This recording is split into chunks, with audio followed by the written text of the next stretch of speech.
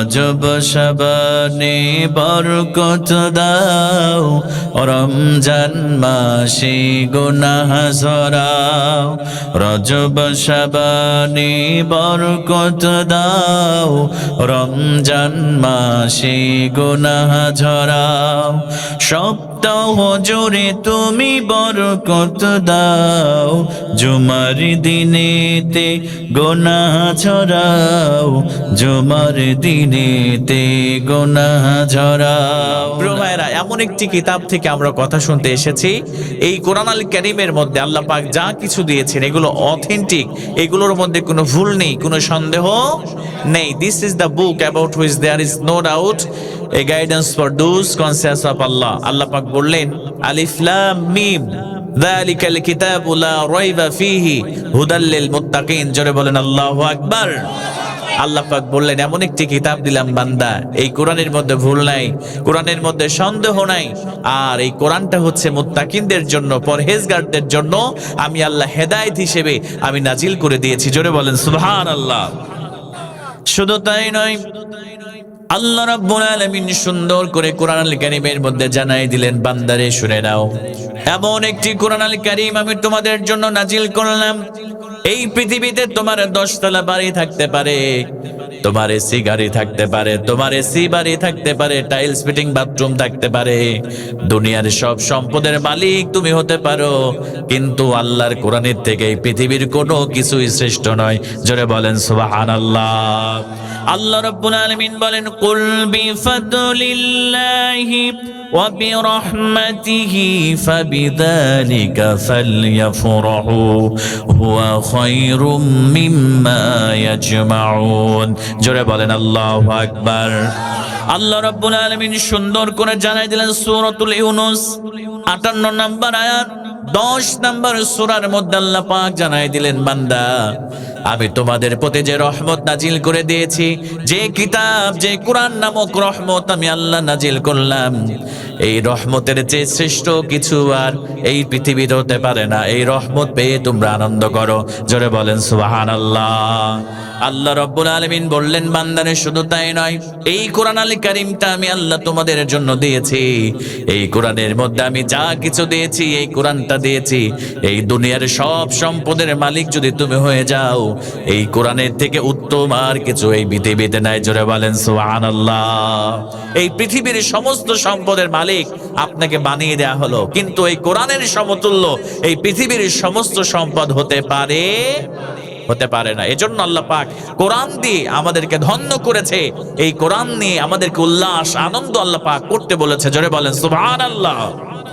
আমার মুসলমান ভাইরা, শুধু তাই নয়, আল্লাহ রাব্বুল আলামিন সুন্দর করে সূরাতুন নাহল 16 নম্বর সূরা 89 নম্বর আয়াতে কারিমার মধ্যে রব্বুল আলামিন সুন্দর করে জানায় দিলেন, ওয়া নাযালনা আলাইকাল কিতাবা তিবয়ানাল লিকুল্লি শাই ওয়া হুদাও ওয়া রাহমাতাও ওয়া বুশরা লিল মুসলিমিন। জোরে বলেন আল্লাহু আকবার।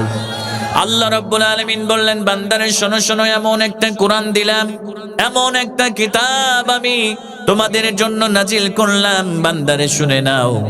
এই কোরআনের মধ্যে তোমার ব্যক্তিগত জীবনের জন্য যা প্রয়োজন, তোমার সামাজিক জীবনের জন্য যা প্রয়োজন, তোমার রাষ্ট্রীয় জীবনের জন্য যা প্রয়োজন, তিবয়ানাল লিকুল্লি শাই, আমি আল্লাহ রাব্বুল আলামিন এই কোরআনের মধ্যে সব কিছু নাজিল করে দিয়েছি। শুধু তাই নয়, আমি আল্লাহ এই কোরআনকে তোমাদের জন্য হেদায়াত, আমি মুসলমানদের জন্য এই কোরআন আল কারীমকে আমি আল্লাহ সুসংবাদ, আর মুসলমানদের জন্য এই কোরআনকে আমি আল্লাহ রহমত করে পাঠিয়ে দিয়েছে। জোরে বলেন সুবহানাল্লাহ। তাহলে এই রহমত পেয়ে আপনারা খুশি নাকি বেজার? আরেকটু জোরে বলেন, খুশি না বেজার? কিন্তু আমাদের দেশে এক শ্রেণীর মুনাফিক মার্কা মুসলমান আছে, যারা আল্লাহর কোরআনের কথা তাদের সহ্য হয় না। কথা বলেন ঠিক কিনা? আল্লাহর কোরআনের কথা তাদের ভালো লাগে না। কথা বলেন ঠিক কিনা?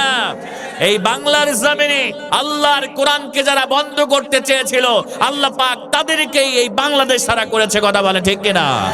এজন্য আমার মুসলমান ভাইয়েরা, বিগত 16টি বছর যারা আমাদেরকে কোরআন থেকে কথা বলতে দেয় নাই, আমাদের কণ্ঠনালীকে বাকরুদ্ধ করে রেখেছে, আমাদের আলেম ওলামাদেরকে তারা নিষিদ্ধ করেছে, তারা বিনা অপরাধে জেল দিয়ে, ফাঁসি দিয়ে, বিষ প্রয়োগ করে হত্যা করেছে, তার ফলশ্রুতিতে আল্লাহ পাক সুবহানাহু ওয়া তাআলা এই বাংলাদেশের জমিনে তাদের ঠাঁই হয় নাই, মামু বাড়ি দিল্লিতে আল্লাহ পাক পাঠিয়ে দিয়েছে, কথা বলে ঠিক কিনা? আমার মুসলমান ভাইয়েরা,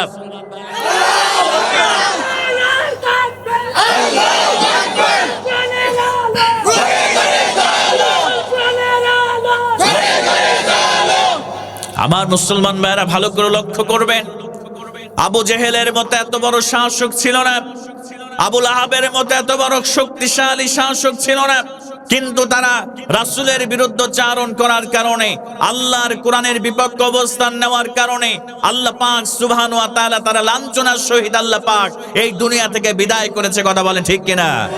ইতিহাস সাক্ষী হয়ে থাকবে, এই বাংলার জমিনে যারা আল্লাহর কোরআনকে পছন্দ করে নাই, আল্লাহর কোরআন রহমত নামক কিতাব পেয়ে যারা কোরআনের বিরুদ্ধচারণ করেছে, আলেমদেরকে ধরে জেলের মধ্যে পুরেছে, আল্লাহ পাক তাদেরকেও কালের বিবর্তনে আল্লাহ পাক তাদেরকে এক থাপ্পড় দিয়ে এই দুনিয়া থেকে লাঞ্ছনার সহিত বিদায় করবে, কথা বলে ঠিক কিনা? এজন্য আমার প্রিয় ভাইয়েরা, আমরা কোরআন পেয়ে খুশি তো ইনশাআল্লাহ? ইনশাআল্লাহ। কারণ কোরআনের বিরুদ্ধচারণ করে কোনো লাভ হবে?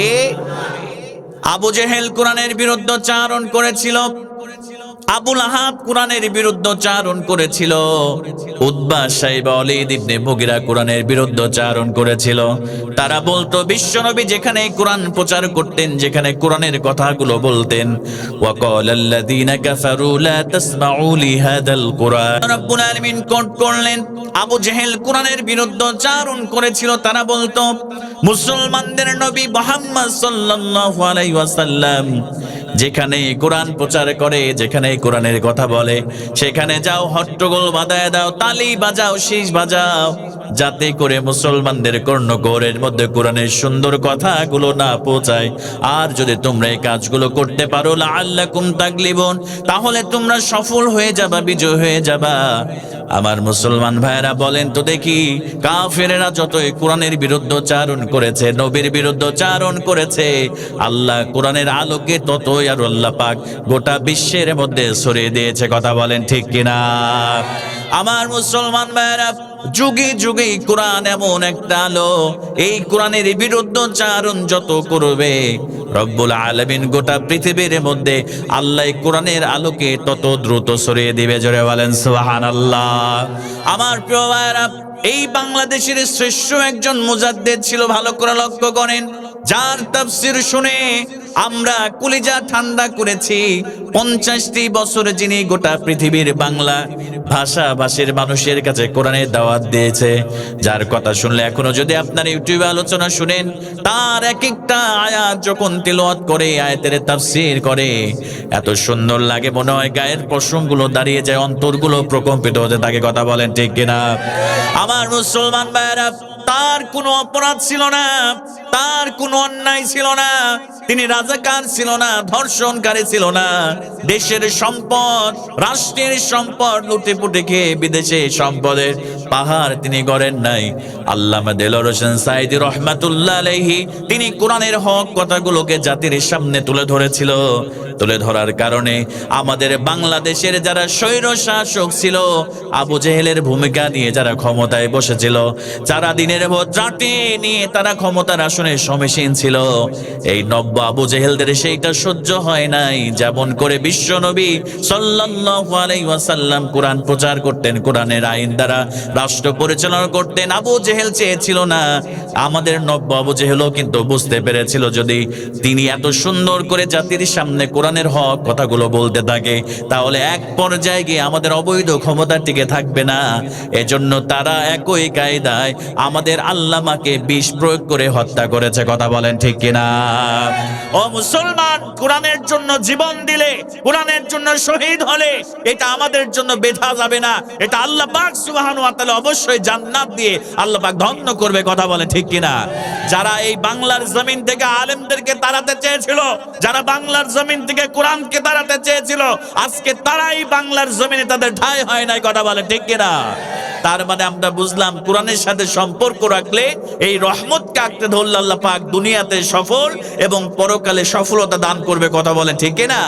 আর কোরআনের সাথে বেয়াদবি করবে, কোরআনের সঙ্গে যারাই সম্পর্ক স্থাপন না করে কোরআনের বিরুদ্ধচারণ করবে, আল্লাহ পাক যুগে যুগে তাদেরকে দুনিয়াতেও লাঞ্ছিত করবে, আল্লাহ পাক পরকালেও লাঞ্ছিত করে জাহান্নামের মধ্যে আল্লাহ পাক নিক্ষেপ করবে। জোরে বলেন নাউযুবিল্লাহ। এজন্য এই কোরআন পড়বো তো ইনশাআল্লাহ, এই কোরআন অনুযায়ী জীবন গড়বো তো ইনশাআল্লাহ। চলুন আজকের এই সুন্দর মুহূর্তে প্রিয় ভাইয়েরা, আমরা আল্লাহর কোরআন থেকে আমরা সংক্ষিপ্ত পরিসরে কিছু কথা আমরা শুনবে ইনশাআল্লাহ। আমি যে আয়াতে কারিমা থেকে তেলাওয়াত করেছি, আমি চেষ্টা করব আমার ক্ষুদ্র জ্ঞানে এই আয়াতকে সামনে রেখে সংক্ষিপ্ত কিছু কথা আপনাদের সঙ্গে শেয়ার করতে। আপনারা শুনবেন তো ইনশাআল্লাহ? ইনশাআল্লাহ।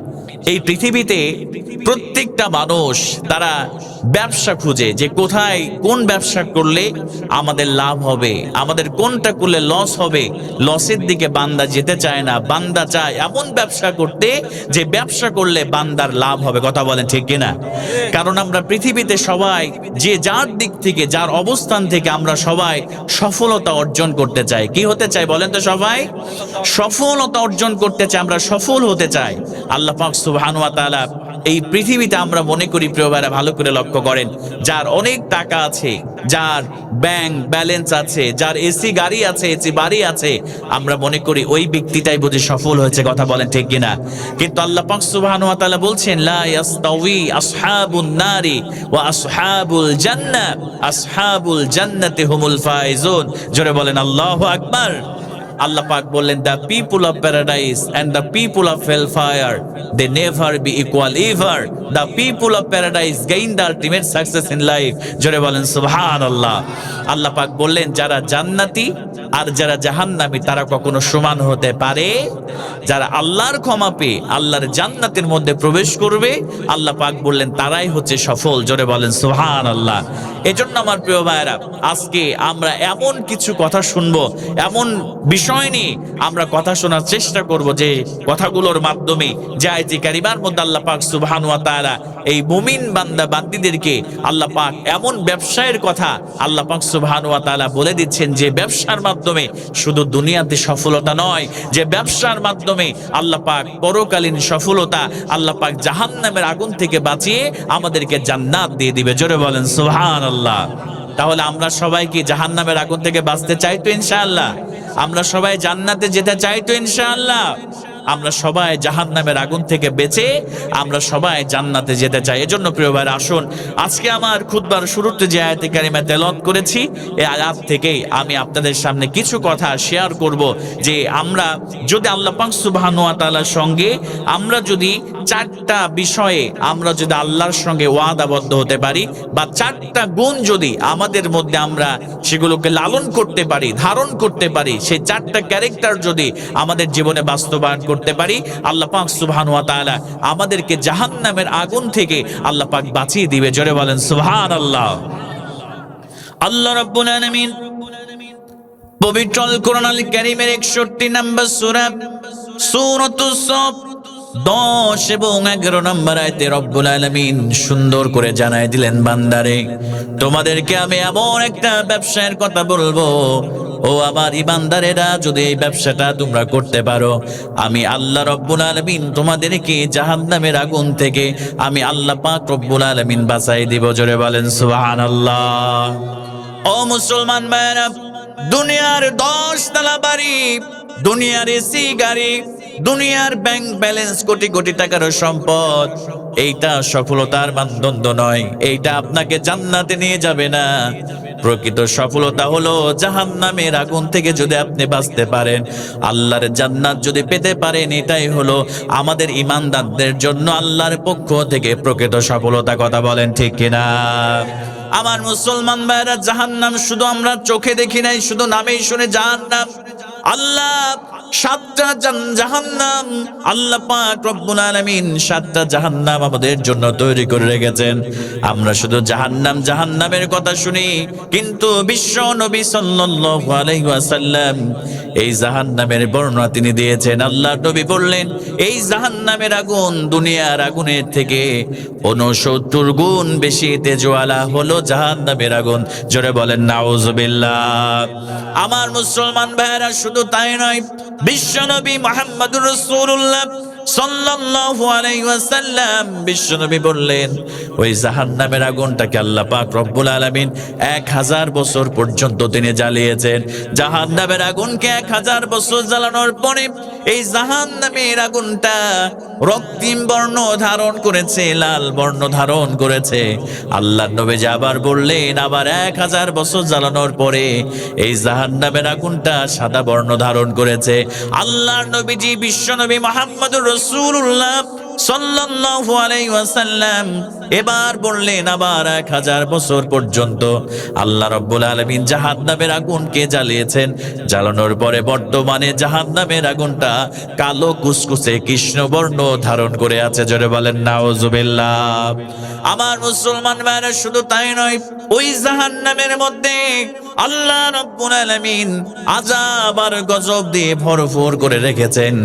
আমার নবীজি বললেন, যখন জাহান্নামীদেরকে জাহান্নামের মধ্যে নিক্ষেপ করে দেয়া হবে, এবার তাদেরকে লম্বা লম্বা খুঁটির সঙ্গে বেঁধে দেয়া হবে। 70 হাত লোহার শিকল দ্বারা প্রত্যেকটা খুঁটির সঙ্গে জাহান্নামীদেরকে, আল্লাহর নাফরমান বান্দাদেরকে বেঁধে দেওয়া হবে। যখন তাদেরকে বেঁধে দেওয়া হবে, বিশ্ব নবী বললেন, এবার তারা ক্ষুধার যন্ত্রণায় খাবার খাবার বলে চিৎকার শুরু করে দিবে। আমার নবীজি বললেন, যখন খাবার খাবার বলে চিৎকার করবে, এবার জাহান্নামীদেরকে কাঁটা যুক্ত যাক্কুম নামক খাবার তাদেরকে দিয়ে দেওয়া হবে। আবার মুসলমান ভাইরা, এবার তারা যখন খাবারগুলো খেতে শুরু করবে, যখন একটা করে কামড় দিয়ে দিবে, মুখের মধ্যে জল দিয়ে কাঁটাগুলো বের হয়ে যাবে, গলা ছিদ্র হয়ে কাঁটাগুলো বের হয়ে যাবে, পেট দিয়ে কাঁটাগুলো বের হয়ে যাবে। আমার নবীজি বললেন, খাবার খাবার পরে তাদের ক্ষুধাটা নিবারণ হবে না, বরং বহুগুণ আল্লাহ পাক তাদের কষ্টটাকে বাড়ায় দিবে। জোরে বলেন নাউজুবিল্লাহ। আমার রাসূল বললেন, এবার জাহান্নামীরা তারা পানি পানি বলে চিৎকার করবে। বিশ্ব নবী বললেন, ও আমার সাহাবীরা শুনে নাও, এবার রব্বুল আলামিন তাদেরকে পানি হিসেবে গরম টকবগে পানি দিয়ে দেওয়া হবে।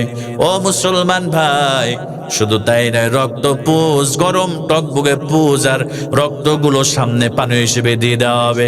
আল্লাহ নবীজি বললেন, শুধু তাই নয়, গ্লিসারিন নামক একটা পানীয় দিয়ে দেওয়া হবে।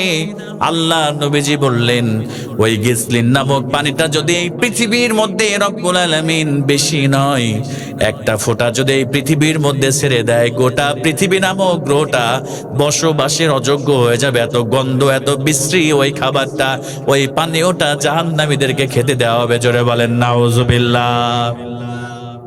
আল্লাহ রাব্বুল আলামিন স্মরণ করে দিলেন, ইমানদারেরা, ঈমান এনেছ, ঈমান আনার পরে বান্দারে, তোমাদেরকে এমন একটা ব্যবসায়ের কথা আমি তোমাদেরকে জানাই দেব, যে ব্যবসাটা তোমরা যদি আমি আল্লাহর সঙ্গে করতে পারো বান্দা, আমি আল্লাহ রাব্বুল আলামিন তোমাদেরকে জাহান্নামের আগুন থেকে আমি আল্লাহ পাক বাঁচায় দিব। জোরে বলেন সুবহানাল্লাহ।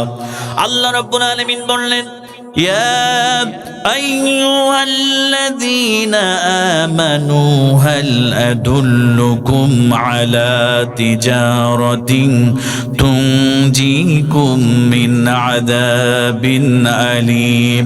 আল্লাহ পাক বললেন, ইয়া আইয়ুহাল্লাযীনা আমানু, হে ঈমানদারেরা, তোমরা যারা আমি আল্লাহর প্রতি বিশ্বাস স্থাপন করেছো, আমার বান্দারে, হাল আদুল্লুকুম আলা তিজারাতিন তুনজিকুম মিন আযাবিন আলিম, আমি আল্লাহ পাক রব্বুল আলামিন তোমাদেরকে এমন একটা ব্যবসার সুসংবাদ দিব না, তোমাদেরকে এমন একটা বিজনেসের কথা বলবো না বান্দারে, যে বিজনেসটা করলে, যে ব্যবসাটা করলে আমি আল্লাহ পাক রব্বুল আলামিন সেই কঠিন জাহান্নামের আগুন থেকে, জাহান্নামের শাস্তি থেকে আমি আল্লাহ পাক তোমাদেরকে বাঁচাই দেব। জোরে বলেন সুবহানাল্লাহ। আমরা বললাম আল্লাহ অবশ্যই জানতে চাই, মাবুদ তুমি আমাদেরকে জানায় দাও কোন ব্যবসা করলে আমরা জাহান্নামের আগুন থেকে বেঁচে যাব। আল্লাহ পাক রব্বুল আলামিন এবার সুন্দর করে জানায় দিলেন, বান্দারে এক নাম্বার ব্যবসা হলো তুমিনুনা বিল্লাহ। আমি আল্লাহ পাক রব্বুল আলামিন ঘোষণা করলাম এক নাম্বারে ব্যবসা হলো তোমরা একমাত্র কেবলমাত্র আল্লাহ পাক রব্বুল আলামিনের প্রতি ঈমান আনবে। জোরে বলেন সুবহানাল্লাহ। আল্লাহ পাক সুবহানাহু ওয়া তাআলা এবার ব্যবসায়ের ফর্মুলা বলে দিচ্ছেন, বান্দা এক নম্বরে তোমরা যদি আমি আল্লাহর প্রতি ঈমান আনতে পারো, যদি ঈমান গ্রহণ করতে পারো, আমি আল্লাহ পাক সুবহানাহু ওয়া তাআলা আমি তোমাদেরকে জাহান্নামের আগুন থেকে আমি আল্লাহ পাক বাঁচাই দিব। জোরে বলেন সুবহানাল্লাহ। আমার প্রিয় ভাইরা, এক নম্বর যে গুণ আল্লাহ পাক বললেন, এটা আমরা এখানে যারা বসেছি আমাদের প্রত্যেকের মধ্যে এই এক নম্বর গুণ আছে। কথা বলে ঠিক কিনা? কারণ আমরা একমাত্র কেবলমাত্র আমাদের রব আল্লাহর প্রতি ঈমান এনেছি। কথা বলে ঠিক কিনা প্রিয় ভাইরা? আমার মুসলমান ভাইরা, আপনি কেন আল্লাহর প্রতি ঈমান আনবেন না? আল্লাহ রাব্বুল আলামিন আপনাকে কত কিছু দিলেন, একবার এই দুইটা চোখের দিকে তাকান। রব্বুল আলামিন কত সুন্দর করে চোখ দুইটা সৃষ্টি করলেন। আজকে মেডিকেল সায়েন্স বলছে এক একটা চোখ আল্লাহ পাক রব্বুল আলামিন এত নিয়ামতের চোখ দিয়েছেন। আমার প্রিয় ভাইরা ভালো করে লক্ষ্য করেন, আজকে মেডিকেল সায়েন্স এটা প্রুভ করেছে মানুষের এক একটা চোখের মধ্যে রব্বুল আলামিন 450 থেকে 500 মেগাপিক্সেলের পাওয়ার আল্লাহ পাক রব্বুল আলামিন চোখে দিয়ে দিয়েছেন। জোরে বলেন সুবহানাল্লাহ। এক একটা চোখের মধ্যে আল্লাহ পাক 450 থেকে 500 মেগাপিক্সেলের পাওয়ারফুল ক্যামেরা আল্লাহ পাক সুবহানাহু ওয়া তাআলা মানুষের এক একটা চোখের মধ্যে আল্লাহ পাক দিয়ে দিয়েছে। সুবহানাল্লাহ বলবেন না? বর্তমানে অ্যাপল কোম্পানির এই যে সেপ্টেম্বর একটা তাদের আইফোন 16 সিরিজ তারা লঞ্চ করেছে। 16 প্রো ম্যাক্স এই মোবাইলটার পিছনে আছে 3টা ক্যামেরা। কয়টা ক্যামেরা? 3টা ক্যামেরা আছে। এই যে আমার ফোনটা, এই যে 3টা ক্যামেরা, এক একটা ক্যামেরাতে হচ্ছে 48 মেগাপিক্সেলের ক্যামেরা আছে। কত মেগাপিক্সেল? 48 মেগাপিক্সেল। এই ক্যামেরার ফোন যেটা লঞ্চ করেছে সেটার দাম হচ্ছে যখন নতুন বের হয় তখন মোটামুটি এই আইফোন 16 প্রো ম্যাক্স এই ফোনের দাম ছিল মোটামুটি বাংলাদেশের বাজার অনুযায়ী 2 লক্ষ টাকা। কয় লক্ষ টাকা? বলেন না, কয় লক্ষ টাকা? 2 লক্ষ টাকা। তাহলে আপনি যদি 48 মেগাপিক্সেলের একটা ক্যামেরার ফোন কিনতে যান, আপনাকে 2 লক্ষ টাকা খরচ করতে হবে। আর আল্লাহ পাক সুবহানাহু ওয়া তাআলা আপনার এক একটা চোখের মধ্যে আল্লাহ পাক রব্বুল ইজ্জাত ওয়াল জালাল 450 থেকে 500 মেগাপিক্সেলের ক্যামেরা আল্লাহ পাক এই চোখে দিয়েছে। জোরে বলেন সুবহানাল্লাহ। আপনি আশ্চর্য হয়ে যাবেন, রবের সৃষ্টি সম্পর্কে আপনি জানলে আপনি আশ্চর্য হয়ে যাবেন। এই যে আমার ফোনটা, আমি যদি পিছন থেকে একটা ভাইয়ের ছবি উঠাতে চাই তাহলে আমাকে এই ফোনের মধ্যে জুমিং সিস্টেমে আমাকে জুম করতে হবে। কি করতে হবে? জুম করতে হবে। প্রিয় ভাইরা বলেন তো দেখি, এই চোখ আল্লাহ পাক দিয়েছে, আমাদের কোনো জুমিং বাটন আছে? বলেন না, বাটন আছে যে সেগুলোকে প্রেস করব আর পিছনের ভাইয়ের কে আমি সুন্দর করে দেখতে পারবো। এরকম কিছু ঘটে আমাদের সঙ্গে। আমরা এই সামনের প্রিয় চাচাকে যেমন দেখতে পাচ্ছি, ওই পিছনের ভাইটাকে ঠিক একই ভাবে আমরা দেখতে পাচ্ছি। জোরে বলেন সুবহানাল্লাহ। আমি আপনাকে যেমন দেখতে পাচ্ছি, আবার ওই আসমানের দিকে তাকালে যে চাঁদটা উঠেছে ওই চাঁদটাকেও ঠিক একই ভাবে আমরা দেখতে পাচ্ছি। জোরে বলেন সুবহানাল্লাহ। আজকে মেডিকেল সায়েন্স বলছে human eyes can identify 10 million colours. আজকে মেডিকেল সায়েন্স বলছে যে একটা মানুষের চোখ সে 10 মিলিয়ন কালার বা রংকে শনাক্ত করতে পারে। সুবহানাল্লাহ বলবেন না? 1 মিলিয়ন মানে হচ্ছে 10 লক্ষ। 1 মিলিয়ন মানে কি? বলেন, 1 মিলিয়ন মানে 10 লক্ষ। তাহলে 10 মিলিয়ন মানে 100 লক্ষ কালারকে যদি আপনার চোখের সামনে ধরা হয়, কোনটা কি কালার আল্লাহ পাক চোখের মধ্যে এমন পাওয়ারফুল আল্লাহ পাক সুবহানাহু ওয়া তাআলা পাওয়ার দিয়েছে, আপনি 100 লক্ষ কালারকে এট এ টাইম একই সময় আপনি শনাক্ত করতে পারবেন। জোরে বলেন সুবহানাল্লাহ। এজন্য রব্বুল আলামিন বললেন তুমিনুনা বিল্লাহ। এক নাম্বার ব্যবসা তুমি করলে তুমি জাহান্নামের আগুন থেকে বেঁচে যাবে। বান্দারে তুমি আল্লাহর প্রতি ঈমান তোমাকে আনতে হবে। আমার মুসলমান ভাইরা, শুধুমাত্র আমি একটা বিষয় দিয়ে ব্যাখ্যা করলাম, আপনি কেন রবের প্রতি ঈমান আনবেন না? এই পৃথিবীতে আল্লাহ পাক হাজারো রকমের নিয়ামত দিয়ে আল্লাহ পাক রব্বুল আলামিন আমাদেরকে ভরপুর করে দিয়েছে। জোরে বলেন সুবহানাল্লাহ। এজন্য আমার প্রিয় ভাইরা, এক নম্বরে আল্লাহর প্রতি বিশ্বাস স্থাপন করতে হবে। আল্লাহকে ছাড়া অন্য কাউকে রব বলে মানা যাবে না। কিন্তু এই মুসলমানেরা আল্লাহকে রব বলে মেনে নেওয়ার পরে আবার মুসলমানের অনেকেই আছে তাদের ঈমানকে হারিয়ে ফেলে। কেমন করে ঈমানকে হারিয়ে ফেলে? আল্লাহকে রব বলে মেনে নেওয়ার পরে যে সেজদাটা আল্লাহর কদমে দেওয়ার কথা, সেই সেজদাটা এই মুসলমানেরা পীর সাহেবের পায়ে, অনেক মুসলমান আছে মাজারে গিয়া মৃত ব্যক্তির কবরে সেজদা দিয়ে তারা তাদের ঈমানটাকে হারিয়ে ফেলে। কথা বলেন ঠিক কিনা? আমার মুসলমান ভাইরা, আপনারা মাজারে যাবেন, যাওয়ার পরে দেখবেন কিছু কিছু বর্তমানে অধিকাংশ মাজারগুলোতে তাদের ভক্তরা যে মৃত ব্যক্তি শুয়ে আছে তাদের কবরে গিয়ে সেজদা দেয়। এরকম আছে না নাই? আমার প্রিয় ভাইরা, শুধু তাই নয়, পীর সাহেবের পায়ে সেজদা দেয়। আল্লাহ রব্বুল আলামিন বললেন, বান্দারে আমার প্রতি ঈমান এনেছো, আমি আল্লাহকে যে সেজদাটা দেওয়ার কথা তুমি সেই সেজদা আমাকে না দিয়ে তুমি যদি অন্য কারোর পায়ে সেজদা দিয়ে দাও, মাজারে গিয়ে মৃত ব্যক্তিকে সেজদা দিয়ে দাও, বান্দা তুমি তুমি যতই তোমার নাম আব্দুল্লাহ হোক, আব্দুর রহমান হোক, তুমি যখনই আমার সেজদাটা অন্য কাউকে দিয়ে দাও, আমাকে সমকক্ষ সাব্যস্ত করো, বান্দারে শুনে নাও, আমি আল্লাহ পাক রব্বুল আলামিন তোমার নামটা মুশরিকের খাতায় আমি আল্লাহ পাক রব্বুল আলামিন আমি লিপিবদ্ধ করে দেই। জোরে বলেন নাউজুবিল্লাহ। এজন্য আমার প্রিয় ভাইরা, বিশ্ব নবী সাল্লাল্লাহু আলাইহি ওয়াসাল্লাম বললেন, ঈমান আনার পরে শিরিক করা যাবে না। আল্লাহ নবী বললেন, মাম্মা তায়ুশরিকু বিল্লাহি শাইয়াদা কলান্নার। আল্লাহ নবী বিশ্ব নবী মুহাম্মদুর রাসূলুল্লাহ সাল্লাল্লাহু আলাইহি ওয়াসাল্লাম বললেন, যারা শিরিক করবে, শিরিক করার পর ইন্তেকাল করবে, দাখলান্নার, ওই ব্যক্তিটা জাহান্নামের আগুনের মধ্যে আল্লাহ নিক্ষেপ করে দিবে। আর যারা ওয়ামাম্মা তালা ইউশরিকু বিল্লাহি শাইয়া, আর যারা আল্লাহর সঙ্গে শিরিক করবে না, যতই গুনাহ করুক না কেন রব্বুল আলামিন তার জীবনের সব গুনাহ মাফ করে দিয়া আল্লাহ পাক রব্বুল আলামিন দাখলাল জান্নাহ, তাকে জান্নাত দিয়ে আল্লাহ পাক ধন্য করে দিবে। জোরে বলেন সুবহানাল্লাহ।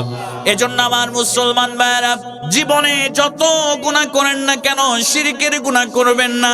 ও আমার প্রিয় ভাইরা, শিরিক হলো জঘন্যতম জুলুম। আপনি যদি শিরিক করে মারা যান, আল্লাহ পাক রব্বুল আলামিন আপনাকে জাহান্নামের মধ্যে নিক্ষেপ করে দিবে। আর যদি শিরিক না করে ইন্তেকাল করেন, আপনার জীবনে যতই গুনাহ থাক না কেন রব্বুল আলামিন চাইলে আপনার জীবনের গুনাহ মাফ করে আপনাকে জান্নাত দিয়ে আল্লাহ পাক রব্বুল আলামিন ধন্য করে দিবে। জোরে বলেন সুবহানাল্লাহ। এজন্য আমার প্রিয় ভাইরা, ব্যবসা যদি আল্লাহর সঙ্গে আপনি করেন, জাহান্নামের আগুন থেকে বাঁচার জন্য এক নম্বরে আপনাকে যে ব্যবসাটা করতে হবে, এক নম্বরে তুমিনুনা বিল্লাহ, আল্লাহর সঙ্গে আল্লাহর প্রতি ঈমান আনতে হবে। আল্লাহর প্রতি ঈমান আনার পরে অন্য কারোর সঙ্গে আর শিরিক করা যাবে না, আল্লাহকে সমকক্ষ সাব্যস্ত করা যাবে না। কথা বলেন ঠিক কিনা? আমার মুসলমান ভাইরা, মুসলমানদের ঈমান বড় দামি ঈমান। এই ঈমান আনার কারণে আল্লাহ রব্বুল আলামিনের বান্দা বান্দীদের উপরে কত নির্যাতন করা হয়েছে।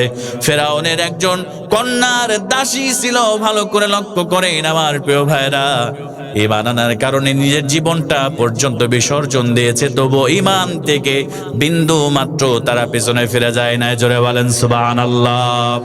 ফেরাউনের কন্যার একজন দাসী একদিন ফেরাউনের কন্যার চুল আশ্রাতে আশ্রাতে যখন চিরুনিটা মাটিতে পড়ে গেল, ওই দাসীটা এবার বিসমিল্লাহ বলে চিরুনিটা উত্তোলন করলেন। এবার ফেরাউনের কন্যা বুঝতে পারলেন, বিসমিল্লাহ বলার সঙ্গে সঙ্গে তার কানের মধ্যে কথাটা চলে গেল। আর তিনি ডাক দিয়ে বলছে, ও দাসী, তুমি আমার বাবাকে রব বলে না মেনে নিয়ে আমার বাবাকে তুমি রব বলে মেনে না নিয়ে তুমি কার নাম নিয়ে চিরুনিটা তুললা? তুমি যদি সেই কথাটা আমার বাবা রয়েছে, আমার বাবা যদি জানতে পারে তোমার কত বড় শাস্তি হতে পারে, তুমি কি জানো নাকি? এবার ওই মেয়েটা ফেরাউনের কাছে গিয়ে বলে দিলেন, আমার দাসী যিনি চুল আশ্রানোর জন্য তুমি আমার রেখেছো, সে তোমাকে বাদ দিয়ে অন্য রবের ইবাদত করে, অন্য রবের প্রশংসা করে। এবার ফেরাউন কি করলেন ভালো করে লক্ষ্য করেন, জীবন দিয়ে দিয়েছি, ঈমান ছাড়ে নাই। আর আমরা মুসলমানেরা একটা স্লোগান আমরা বানিয়ে নিয়েছি, আমরা একটা স্লোগান বানিয়ে ফেলেছি, জীবন রক্ষা করার জন্য আমাদেরকে ঈমান ছাড়তে হবে, বিভিন্ন মিথ্যা কথা আমাদেরকে বলতে হবে। কথা বলেন ঠিক কিনা? আমার মুসলমান ভাইরা, ইমান বাঁচানো আপনার জন্য ফরজ। ইমান যদি আপনার না থাকে, আপনার জীবনের কোনো মূল্য নাই। আল্লাহ পাক আপনাকে জাহান্নামের মধ্যে নিক্ষেপ করে দিবে। এবার ফেরাউন তাকে ডাকলেন, ও দাসী, তুমি আমাকে ছাড়া কার ইবাদত করো, কার নাম নাও? আমার নাম নেই, তুমি কার ইবাদত করো, কার দাসত্ব করো? এবার ফেরাউনের কন্যার দাসী যখন বললেন, আমি একমাত্র কেবলমাত্র আসমান এবং জমিনের যিনি মালিক, ওই মালিক আল্লাহর ইবাদত করি, আল্লাহর নামের প্রশংসা করে, আল্লাহর গুণগান গায়। এবার ওই ফেরাউনের কন্যার দাসীটাকে ধরে নিয়ে আসা হলো। নিয়ে আসার পরে এবার ফেরাউন বলল, ও দাসী, এখনো সময় আছে, তোমার আল্লাহর ইবাদত তুমি করো, সেখান থেকে ফিরে আসো। আমার প্রিয় ভাইরা, তিনি ফিরে আসলেন না। এবার ফেরাউন কত নিষ্ঠুর, কত পাষাণ সন্ত্রাসী ছিল। এবার ফেরাউন ওই দাসীর 3টা সন্তান ছিল। এবার সন্তান 3জনকে নিয়ে আসলেন। নিয়ে আসার পরে এবার ফেরাউন এই দাসীকে বলল, ও দাসী, তুমি যদি আল্লাহর দাসত্ব না ছেড়ে দাও, তুমি যদি আল্লাহর গোলামি না ছেড়ে দাও, তোমার 3টা সন্তানকে দেখছো, তাদেরকে হত্যা করে ফেলা হবে। এবার ওই দাসী জবাব দিল, আমার জীবন চলে যাবে, সন্তানদের জীবন চলে যাবে, তবু ঈমান এনেছে আল্লাহর প্রতি, আমি কখনো ঈমান থেকে পিছনে ফিরে যাব না। এবার ফেরাউন তেল গরম করতে বললেন তার সৈন্যদেরকে। আমার প্রিয় ভাইরা, ভালো করে লক্ষ্য করে, এবার তেল গরম করা হলো। তেল গরম করার পর উত্তপ্ত টকবগে গরম তেলের কাছে বড় সন্তানকে নিয়ে যাওয়া হলো। আর বলা হলো, ও দাসী, এখনো সময় আছে, তুমি যদি ইসলাম থেকে, তুমি যদি আল্লাহর একত্ববাদ থেকে ফিরে না আসো, তোমার সন্তানকে এই তেলের মধ্যে দিয়ে ভেজে ফেলা হবে, তাকে হত্যা করে ফেলা হবে। এবার ওই দাসী তবু ঈমান থেকে পিছনে আসেন নাই। সঙ্গে সঙ্গে এবার ওই দাসীর বড় সন্তান যিনি ছিলেন, তাকে ওই তেলের মধ্যে দিয়ে এবার তাকে ফ্রাই করে ফেলা হলো, ভেজে। এবার ফেরাউন 2 নম্বরের সন্তানকে চুলার কাছে নিয়ে গেলেন। আবার বললেন, দাসীরে, এখনো সময় আছে, ঈমান ছেড়ে দে, আল্লাহর একত্ববাদ দাসত্ব থেকে ফিরে আয়, না হলে তোর 2য় সন্তানকে একইভাবে হত্যা করে ফেলা হবে। ফেরাউনের দাসী এবার বললেন, আমার সন্তান চলে যাবে, আমিও চলে যাব, আমার আফসোস নাই, আমার জীবন চলে যাবে, তবু আল্লাহর একত্ববাদ থেকে আমি পিছনে ফিরে আসবো না। এবার 2য় সন্তানকে তেলের মধ্যে দিয়ে এবার ভেজে ফেলা হলো। আমার প্রিয় ভাইরা, এবার ওই দাসীটা তাও আল্লাহর প্রতি ঈমান এনেছে, পিছনে ফিরে আসে নাই। এবার ছোট্ট একটা মাসুম বাচ্চা তার কোলের মধ্যে ছিল, ভালো করে লক্ষ্য করে, এখনো দুধ পর্যন্ত ছাড়ে নাই। এবার ফেরাউনের সৈন্যরা মাসুম বাচ্চাকে কোল থেকে টেনে নিয়ে এবার তারা চুলার পাশে চলে গেলেন। টকবগে গরম তেলের কাছে রেখে বললেন, ও দাস, এখনো সময় আছে, যদি তুমি আল্লাহর একত্ববাদ থেকে ফিরে না আসো, তোমার এই মাসুম বাচ্চাকে আমরা তেলের মধ্যে আমরা দিয়ে তাকে ফ্রাই করে ফেলবো। ওই দাসীটা তখন একটু বিচলিত হলো, কিন্তু আল্লাহ পাক রব্বুল আলামিন তার ঈমানকে হেফাজত করলেন। ওই সন্তানটা যেন মাকে ডাক দিয়ে বলছে, মা, তুমি ঈমান থেকে পেছনে ফিরে যেও না, ও মা, তুমি উপর দিকে তাকায় দেখো, আমরা এই তেলের মধ্যে পড়ে যাওয়ার সঙ্গে সঙ্গে আল্লাহ পাক রব্বুল আলামিন আমাদেরকে জান্নাতের পাখিতে পরিণত করে দিয়েছে। জোরে বলেন সুবহানাল্লাহ। আমার মুসলমান ভাইরা, মা এবার ঈমানকে আরো বেশি মজবুত করলেন। এবার ওই ছোট্ট বাচ্চাটাকে তেলের মধ্যে দিয়ে ফ্রাই করে ফেলা হলো। এইভাবে 3টা ভাইকে চোখের সামনে তেলের মধ্যে, উত্তপ্ত তেলের মধ্যে দিয়ে দেওয়া হলো। এবার দাসীকে সর্বশেষ বললেন, দাসীরে, এখনো সময় আছে, তুমি ঈমান ছেড়ে দাও, তোমার সন্তানের যে অবস্থা তুমি দেখেছো, তোমার একই অবস্থা করা হবে। তবু তিনি ঈমান ছাড়লেন না, জীবন দিয়ে শহীদ হয়ে গেলেন, তবু ঈমান থেকে পিছনে ফিরে যায় নাই। এজন্য আমার প্রিয় ভাইরা, আমরা ঈমান কি বিক্রি করব না। আল্লাহর প্রতি ঈমান এনেছি, আল্লাহকে রব বলে মেনে নিয়েছি। যতই আমাদের উপরে জুলুম আসুক না কেন, যতই আমাদের উপর নির্যাতন আসুক না কেন, যতই আমাদেরকে কষ্ট দেয়া হোক না কেন, আল্লাহকে রব বলে মেনে নিয়েছি। এই রব কথাটির উপরে ইস্তেকামাত রাখবো। জীবন চলে যাবে, ঈমান থেকে পিছনে ফিরে যাব না। তাহলে আল্লাহ পাক রব্বুল আলামিন আমাদেরকে জাহান্নামের আগুন থেকে বাঁচায় দেয়া, আল্লাহ আমাদেরকে জান্নাত দিয়ে দিবে। জোরে বলেন সুবহানাল্লাহ। আমার মুসলমান ভাইরা, ভালো করে একটা বিষয় লক্ষ্য করেন। আল্লাহ রাব্বুল আলামিন বললেন, ইন্নাল্লাযীনা ক্বালু রাব্বুনাল্লাহ, আল্লাহ পাক রব্বুল আলামিন বললেন, নিশ্চয় যারা বলবে আমার রব হলো আল্লাহ, সবে একটা আওয়াজ দিয়ে বলেন না আমাদের রব কে?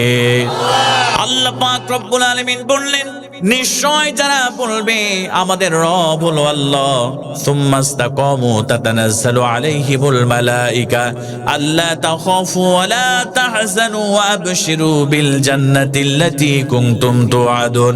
আল্লাহ পাক বললেন, এরপরে তাদের উপরে যতই জুলুম আসুক না কেন, যতই নির্যাতন আসুক না কেন, তারা যদি আমি আল্লাহকে রব বলে মেনে নিয়ে এই কথাটির উপর ইস্তেকামাত থাকতে পারে, আমি আল্লাহ পাক রব্বুল আলামিন তাতানাজ্জালু আলাইহিমুল মালাইকা, আমি তাদের উপর রহমতের ফেরেশতা নাজিল করে দিব। শুধু তাই নয়, তারা বলবে আল্লাহ তাখাফু ওয়া লা তাহজানু, তোমাদের কোনো ভয় নাই, তোমাদের কোনো টেনশন নাই, তোমরা সেই জান্নাতের সুসংবাদ গ্রহণ করো যে জান্নাতের সুসংবাদ তোমাদের আল্লাহ তোমাদেরকে দান করেছে। জোরে বলেন সুবহানাল্লাহ। এজন্য আমার প্রিয় ভাইরা, এক নম্বরে জাহান্নামের আগুন থেকে বাঁচার জন্য এক নম্বরে যে ব্যবসা, যে ক্যারেক্টার আমাদের অর্জন করতে হবে, সেটা হলো আল্লাহ পাক রব্বুল আলামিনের প্রতি আমাদের এই বিশ্বাস স্থাপন করতে হবে। জোরে বলেন সুবহানাল্লাহ। আল্লাহর প্রতি যদি বিশ্বাস স্থাপন করতে পারি আর এই কথাটির উপরে ইস্তেকামাত থাকতে পারি, আল্লাহ পাক সুবহানাহু ওয়া তাআলা আমাদেরকে জাহান্নামের আগুন থেকে বাঁচিয়ে আল্লাহ পাক আমাদেরকে জান্নাত দিয়ে দিবে। জোরে বলেন সুবহানাল্লাহ। আমার মুসলমান ভাইরা, ভালো করে লক্ষ্য করেন, আল্লাহর প্রতি যদি ঈমান আনেন, আল্লাহর জমিনে যদি আল্লাহর দ্বীনকে প্রতিষ্ঠিত করার জন্য চেষ্টা করেন, ও মুসলমান ভাইরা, আল্লাহর নবীজি সাল্লাল্লাহু আলাইহি ওয়াসাল্লাম, ভালো করে লক্ষ্য করেন, আমার নবীজি সাল্লাল্লাহু আলাইহি ওয়াসাল্লাম তিনি 40 বছর পর্যন্ত কাফিররা আল আমিন as-সাদিক আমার নবীজিকে উপাধি দিয়েছেন। আমার নবীজি যখন আল্লাহর কালিমা প্রচার করার জন্য ঈমান যখন গ্রহণ করলেন, আল্লাহর নবীজির উপরে কোরআন নাজিল হয়ে গেল। আমার নবীজি সাল্লাল্লাহু আলাইহি ওয়াসাল্লাম এবার যখন দাওয়াত দিতে শুরু করলেন লা ইলাহা ইল্লাল্লাহ, আল্লাহর নবীজি যখন কালেমার দাওয়াত দিতে শুরু করলেন কাফেরদের কাছে, আমার নবীজি সাল্লাল্লাহু আলাইহি ওয়াসাল্লাম যখনই আল্লাহর জমিনে আল্লাহর দ্বীনকে প্রতিষ্ঠিত করার ব্যাপারে আল্লাহ পাকের হাবিব বিশ্বনবী প্রচেষ্টা অব্যাহত রাখলেন, তখনই আবু জেহেল, আবু লাহাব, উতবা, সাইবা আমার নবীজিকে কষ্ট দেওয়া শুরু করে দিল। কথা বলেন ঠিক কিনা? আমার নবীজি যখন আল্লাহর একত্ববাদ, আল্লাহর প্রতি ঈমান আনার কথা বলতে শুরু করলেন, বিশ্ব নবী মুহাম্মদুর রাসূলুল্লাহ সাল্লাল্লাহু আলাইহি ওয়াসাল্লাম আমার নবীজি তায়েফের ময়দানে চলে গেলেন। আমার প্রিয় ভাইরা, ভালো করে লক্ষ্য করেন, আমার নবীজি সাল্লাল্লাহু আলাইহি ওয়াসাল্লাম তায়েফের ময়দানে যাওয়ার পরে আমার নবীজি বললেন, ইয়া আইয়ুহান নাস কুলু লা ইলাহা ইল্লাল্লাহ। আল্লাহ পাকের হাবিব বললেন, হে মানব মণ্ডলী, তোমরা যদি এক আল্লাহর দাসত্ব করতে পারো, এক আল্লাহর গোলামি তোমরা যদি করতে পারো, আল্লাহ পাক রব্বুল আলামিন তোমাদেরকে দুনিয়াতে সফলতা দান করবে, পরকালে সফলতা দান করে জান্নাত দিয়ে দিবে। জোরে বলেন সুবহানাল্লাহ। আমার নবীজি যখন আল্লাহর একত্ববাদের দাওয়াত দিলেন, আমার নবীজি আল আমিন ছিলেন, as-সাদিক ছিলেন। আমার নবীজিকে এবার তায়েফবাসীরা তায়েফের ময়দানে আমার নবীজি সাল্লাল্লাহু আলাইহি ওয়াসাল্লামের পিছনে ছোট্ট ছোট্ট বালকদেরকে লেলে দিলেন। ভালো করে লক্ষ্য করেন, আমার নবীজিকে তায়েফবাসীরা এমন করে আমার নবীজির উপরে পাথর মারতে শুরু করলেন। আমার নবীজির শরীরে কখনো মশা বসে নাই, আমার নবীজির শরীরে কখনো মাছি বসে নাই, সেই রাসূলকে এমন করে পাথর মারতে শুরু করলেন, আমার নবীজির চামড়াগুলো ফেটে ফেটে রক্তগুলো ফিনকি দিয়ে জমিনের মধ্যে পড়তে শুরু করলো। জোরে বলেন নাউজুবিল্লাহ। আমার নবীজি ডাক দিয়ে বললেন, ও তায়েফবাসীরা, আমি নবীজি তোমাদের কাছে উট চাই না, আমি নবীজি তোমাদের কাছে, আমি নবীজি কোনো টাকা চাই না, খেজুর বাগান চাই না, আমি নবীজি এসেছে তোমাদেরকে জাহান্নামের পথ থেকে জান্নাতের পথ দেখাতে। আমার তায়েফবাসীরা, আমাকে আর মেরো না, আমি এতিম নবী, দুনিয়াতে আমার কেউ নাই, জন্মের আগে বাবা মারা গিয়েছে, জন্মের পরে আমার মা ইন্তেকাল করেছে, আমারে আর মেরো না। তায়েববাসীরা শুনলো না, আমার নবীজি কেমন করে পাথর মারতে শুরু করলেন। আমার নবীজি ওই পাহাড়ের পাদদেশে অজ্ঞান হয়ে আমার নবীজি তিনি অজ্ঞান হয়ে পড়ে গেলেন। জোরে বলেন নাউজুবিল্লাহ। আমার মুসলমান ভাইরা, আমরা বুঝতে পারলাম যখনই আল্লাহর প্রতি ঈমান আনবো, আল্লাহর জমিনে আল্লাহর দ্বীনকে প্রতিষ্ঠিত করার জন্য চেষ্টা করব, আমাদেরকে বাতিল শক্তি, তাগুত শক্তি তারা আমাদেরকে বিভিন্ন ভাবে কষ্ট দেবে, আমাদেরকে ঘরে থাকতে দেবে না, এমনকি আমাদেরকে হুমকি দিয়ে নির্যাতন করে আমাদেরকে ফাঁসি দিয়ে এই দুনিয়া থেকে চিরবিদায় করে দেবে। কথা বলেন ঠিক কিনা? আমাদেরকে বিদায় করে দেওয়ার ষড়যন্ত্র করবে, কিন্তু তারা জানে না যারা আল্লাহর প্রতি ঈমান এনেছে, যারা আল্লাহর জমিনে আল্লাহর দ্বীনকে প্রতিষ্ঠিত করতে চায়, তাদেরকে যতই রক্ত চোখা দেখানো হোক না কেন, তাদেরকে যতই জুলুম করা হোক না কেন, তাদেরকে যতই নির্যাতন করা হোক না কেন, এই ঈমানদার মুসলমানেরা তারা ফাঁসির কাস্টে ঝুলতে রাজি, তবুও তাগুত শক্তির কাছে তারা তাদের ঈমান বিক্রি করতে রাজি না। কথা বলে ঠিক কিনা? আমাদের বিগত 20 বছরগুলোতে আমাদেরকে কম কষ্ট দেওয়া হয় নাই। কথা বলেন ঠিক কিনা? আমরা আরামে ঘরে শুইতে পারি নাই, আমরা সন্তানদের চেহারা দেখতে পারি নাই, প্রচন্ড শীতের রাত্রিতে আমরা মশার কামড় খেয়ে আমরা বিভিন্ন জঙ্গলে গিয়ে ঘুমিয়েছি। কথা বলেন ঠিক কিনা? আমার প্রিয় ভাইয়েরা, আমাদেরকে এইভাবে কষ্ট দেওয়া হয়েছে। শুধু তাই নয়, এই দেশের সোনার মানুষগুলোকে তারা ফাঁসি দিয়ে তারা হত্যা করেছে, তারা এই দুনিয়া থেকে বিদায় করেছে। কথা বলেন ঠিক কিনা? আমার মুসলমান ভাইয়েরা, আমরা দেশের জন্য, আমরা আল্লাহর জমিনে আল্লাহর দ্বীনকে প্রতিষ্ঠিত করার জন্য আমরা রক্ত দিতে জানি, আমরা জীবন দিয়ে হলেও আল্লাহর জমিনে আল্লাহর দ্বীনকে আমরা প্রতিষ্ঠিত করেই ছাড়বো ইনশাআল্লাহ। কথা বলে ঠিক কিনা? আমার মুসলমান ভাইয়েরা, আমার মুসলমান ভাইয়েরা, ভালো করে লক্ষ্য করেন, ভালো করে লক্ষ্য করবেন একটি কথা, আমরা দুনিয়ার কোন মানুষকে ভয় করি না। কথা বলে ঠিক কিনা? আমরা একমাত্র কেবলমাত্র ঈমান এনেছি একজনের উপর, আওয়াজ দিয়ে বলেন তিনি কে? আমরা আল্লাহর প্রতি ঈমান এনেছি। এই পৃথিবীতে কোনো প্রেসিডেন্ট, কোন প্রধানমন্ত্রী, কোন চেয়ারম্যানকে আমরা ভয় করি? আজকে দেখবেন ভারত পার্শ্ববর্তী দেশ, আজকে তাদের আঘাত লেগেছে, কারণ 1971 সালের পরে তারা যা চেয়েছিল সেটা তখন করতে পারে নাই। কিন্তু এই সরকার, বিগত সরকারের আমলে তারা বাংলাদেশ থেকে যে বেনিফিট তারা পেয়েছে, এখন তারা পাচ্ছে না। কথা বলেন ঠিক কিনা? এই কারণে দেখবেন ভারতের কিছু দালাল মিডিয়া আছে, তারা বাংলাদেশের বিরুদ্ধে বিভিন্ন ফেক রিপোর্ট করে, তারা বিভিন্ন সময় বাংলাদেশের নামে মিথ্যা ভুয়া রিপোর্ট করে আমাদের সুন্দর এই বাংলাদেশকে তারা অস্থিতিশীল করে তুলতে চায়। কথা বলেন ঠিক কিনা? আমি বলি, আমার প্রিয় ভাইয়েরা, ভালো করে লক্ষ্য করেন, এই দেশের জন্য আমরা রক্ত দিতে জানি। কথা বলে ঠিক কিনা? পৃথিবীর কোথাও এমন নজির নাই, কিন্তু এই বাংলাদেশের জন্য তাওহীদে মুসলিম জনতা তাদের বুকে তাজা রক্ত দিয়ে তারা 1971 সালে যেমন শহীদ করেছিল, আবার আবু সাইদের রক্তের মাধ্যমে তারা বাংলাদেশকে আবার নতুন করে শহীদ, তারা স্বাধীন করেছে। কথা বলে ঠিক কিনা? এজন্য আমার মুসলমান ভাইয়েরা, আমরা মুসলমানেরা ঈমানদার যারা হবে, যারা আল্লাহর প্রতি ঈমান আনবে, তারা ভারতের কোন দালালদেরকে ভয় করে না, তারা ভারতের কোন কামান বুলেট বোমাকে ভয় করে না, তারা একমাত্র আল্লাহকে ভয় করে। আর যারা আল্লাহকে ভয় করে, সেই আল্লাহ তাদেরকে রক্ষা করবে। কোন তাগুত শক্তির কাছে মুসলমানেরা মাথা নত করবে না। কথা বলেন ঠিক কিনা? আমরা রক্ত দিয়ে হলেও আমাদের বাংলাদেশের সম্মানকে, আমরা বাংলাদেশের এই ভূখণ্ডকে আমরা রক্ষা করে ছাড়বো ইনশাআল্লাহ। আমরা দুনিয়ার কোন মানুষকে ভয় করি? বলেন না ভয় করি? আমরা ভয় করি একজনকে, আওয়াজ দিয়ে বলেন না তিনি কে? আল্লাহ। আল্লাহ জাহান্নামের আগুন থেকে বাঁচানোর জন্য 1 নম্বরে বললেন তুমিনুনা বিল্লাহ। 1 নম্বরে গুণ হলো আল্লাহর প্রতি ঈমান আনতে হবে, আর 2 নম্বরে গুণ হলো ওয়া রাসূলিহি। আল্লাহ পাক রব্বুল আলামিন বললেন 1 নম্বরে আমার প্রতি ঈমান আনার পরে তোমাদেরকে, আল্লাহ রব্বুল আলামিনের প্রতি ঈমান আনার পরে তোমাদেরকে যে রাসূল হিসেবে বিশ্বনবী মুহাম্মদুর রাসূলুল্লাহকে প্রেরণ করেছে, সেই রাসূলের প্রতি তোমাদেরকে ঈমান আনতে হবে। জোরে বলেন সুবহানাল্লাহ।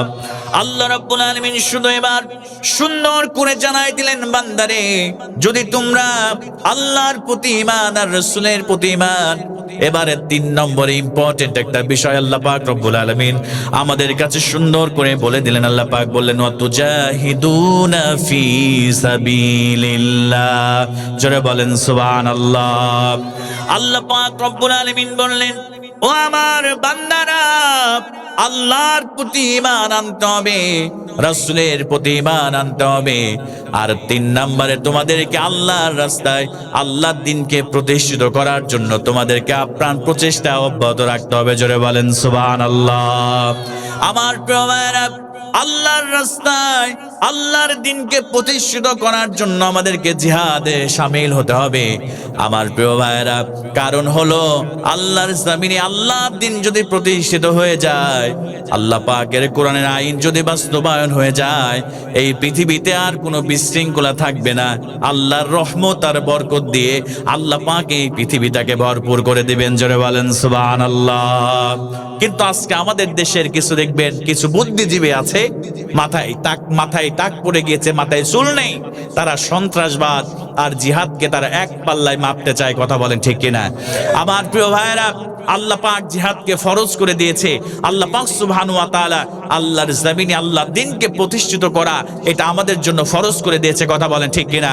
জিহাদ আর সন্ত্রাসবাদ এক জিনিস নয়। যারা জিহাদকে সন্ত্রাসবাদের সঙ্গে তুলনা করতে চায় তারা মুসলমান নয়, তারা হলো কাফের। কথা বলেন ঠিক কিনা প্রিয় ভাইয়েরা? কারণ জিহাদ হচ্ছে ফরজ। জিহাদ কি বলেন তো ভাইয়েরা?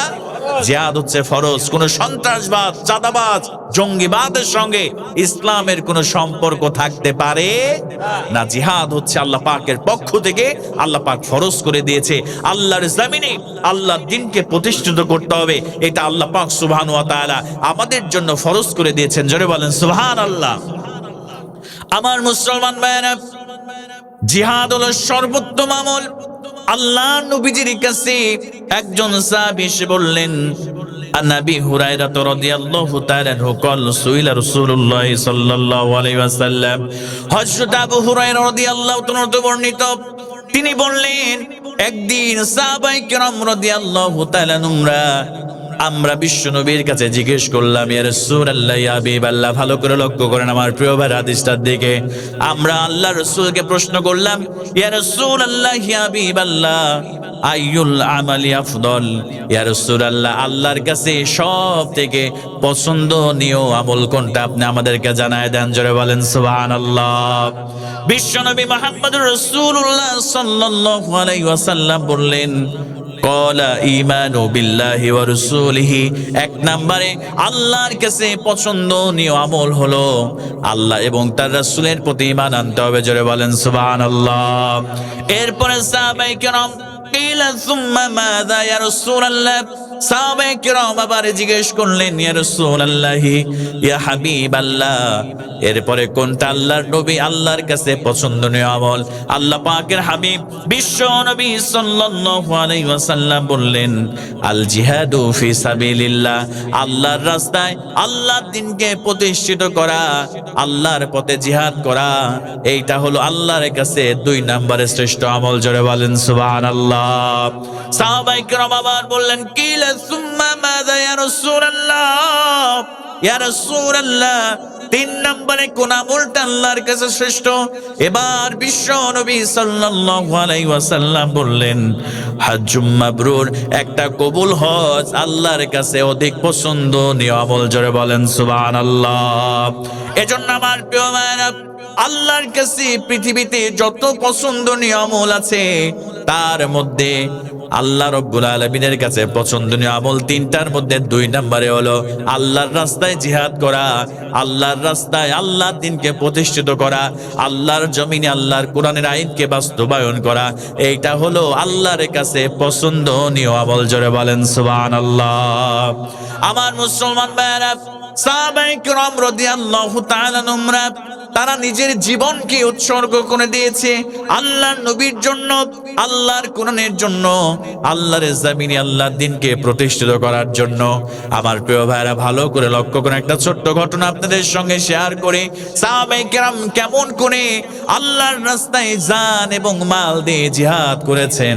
আল্লাহ যে আমলটাকে পছন্দ করে, সাহাবায়ে কেরাম কেমন করে তারা সে আমলগুলো করেছেন। হযরত হানজালা রাদিয়াল্লাহু তাআলা আনহু, তিনি নতুন বিবাহ করেছে।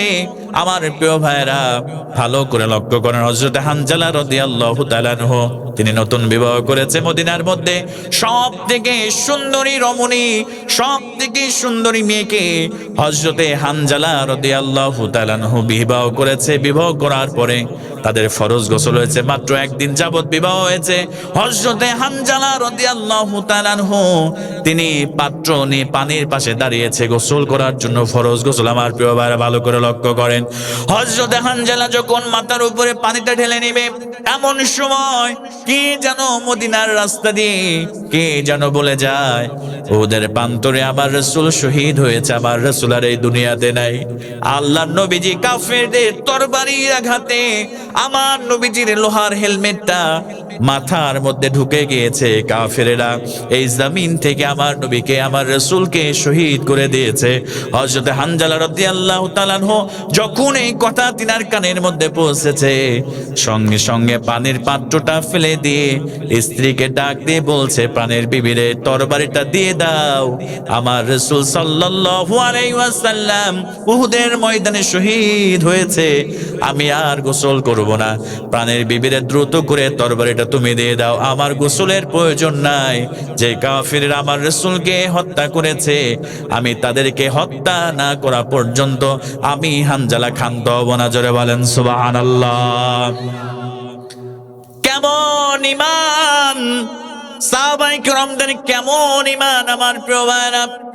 স্ত্রী ডাক দিয়ে বললেন, প্রাণের স্বামী, আপনার উপরে তো গোসল ফরজ হয়েছে, আপনি গোসলটা করে তারপরে আপনি জিহাদের ময়দানে চলে যান। হযরত হানজালা রাদিয়াল্লাহু তাআলা আনহু ডাক দিয়ে বললেন, প্রাণের বিবি চিন্তা করো না, আমাদের একদিন মাত্র সাক্ষাৎ হয়েছে, প্রাণের বিবিরে চিন্তা করো না। যদি তুমি ধৈর্য ধারণ করতে পারো, আর তুমি যদি ধৈর্য ধারণ করে আমার জন্য অপেক্ষা করতে পারো, প্রাণের বিবিরে যদি গাজী হয়ে যায় আবার দুনিয়াতে দেখা হবে, আর যদি শহীদ হয়ে যায় তাহলে ওই জান্নাতের মধ্যে তোমার আমার মধ্যে আল্লাহ পাক আমাদেরকে সাক্ষাৎ করায় দিবে। জোরে বলেন সুবহানাল্লাহ। স্ত্রী আর কথা বাড়ালেন না, এবার তরবারি দিলেন। হযরত হানজালা রাদিয়াল্লাহু তাআলা আনহু তিনি চলে গেলেন জিহাদের ময়দানে। জিহাদের ময়দানে যাওয়ার পরে সিংহের মতো কাফিরদের উপরে তিনি ঝাঁপিয়ে পড়লেন। হযরত হানজালা রাদিয়াল্লাহু তাআলা আনহু তিনি অসংখ্য কাফিরদেরকে জাহান্নামের মধ্যে পাঠিয়ে দিলেন। এবার হযরত হানজালা রাদিয়াল্লাহু তাআলা আনহু নিজেও শহীদ হয়ে গেলেন। আমার প্রিয় ভাইরা, শহীদ হয়ে যাওয়ার পরে ওদের প্রান্তরে যখন জিহাদ শেষ হয়ে গেল, যুদ্ধ লড়াই শেষ হয়ে গেল, আমার নবীজি সাল্লাল্লাহু আলাইহি ওয়াসাল্লাম এবার সমস্ত সাহাবায়ে কেরামদেরকে নির্দেশ দিলেন, সাহাবীরা দেখো, আমার যে সমস্ত সাহাবীরা শহীদ হয়েছে তাদেরকে একত্রিত করো, তাদেরকে বিনা গোসলে তোমরা তাদেরকে কবরের মধ্যে তোমরা সমাধি করে দাও। শহীদদেরকে কোনো গোসলের প্রয়োজন নাই, তাদেরকে রক্ত মাখা কাপড় দিয়ে তোমরা দাফন করে দাও। আমার প্রিয় ভাইরা, এবার একজন মহিলা দৌড় দিয়ে আমার রাসূলের দিকে আসতে শুরু করেছে। আমার নবীজি সাল্লাল্লাহু আলাইহি ওয়াসাল্লামের কাছে যখন তিনি চলে আসলেন, আমার নবীজি বললেন, কি তোমার নাম, কি তোমার পরিচয়, তুমি আমারে বলো। এবার হযরত হানজালা স্ত্রী ডাক দিয়ে বললেন, ইয়া রাসূলুল্লাহ, ইয়া হাবিবাল্লাহ, আমার স্বামীর নাম হলো হানজালা, আপনি উহুদের প্রান্তরে শহীদ হয়েছেন। এই কথা শোনার সঙ্গে সঙ্গে আমার স্বামী গোসল করবে, ফরজ গোসল, কালকে রাতে আমাদের বিবাহ হয়েছে। ইয়া রাসূলুল্লাহ, ফরজ গোসল ফেলে রেখে নাঙ্গা তরবার নিয়ে জিহাদের ময়দানে এসে তিনি মনে হয় শহীদ হয়েছে, আমার বাড়িতে ফিরে যায় নাই। আমার নবীজির সমস্ত সাহাবায়ে কেরামদেরকে হযরত হানজালার লাশ আল্লাহ নবীজি সাল্লাল্লাহু আলাইহি ওয়াসাল্লাম তালাশ করার জন্য বলতে শুরু করলেন, আমার সাহাবীরা হযরত হানজালার লাশ তোমরা তালাশ করো।